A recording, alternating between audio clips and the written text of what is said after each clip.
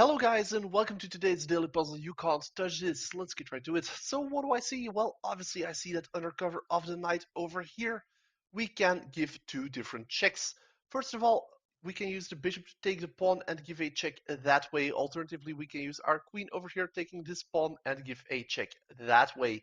Now, sadly though, neither is very dangerous. Because let's say we use the bishop to take, well, then they can simply counter by using their rook to take back or even move their king to the side. Well, similarly, if we use our queen to take the pawn, then they can simply use their knight to take back and be free that way. Now, what does that leave us with? Well, to be honest, not that much, except if we can somehow pull the pawn out of there, then the rook no longer is defending the pawn and this diagonal becomes way stronger. And how can we do that? Well, obviously by baiting them, and with the famous words of Leonard Walsman, we can sacrifice the rook! But how do we follow up on that? Well, easy.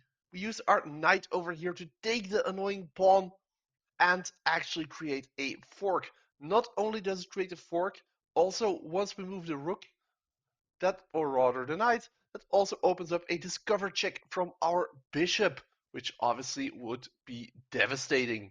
So let's start off with the fork, and they counter it by eliminating the discover check, but that matters not, because after the discover check, under cover of our knight, our queen can finally join in and deliver checkmate.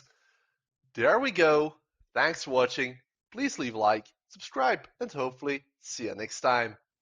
Bye.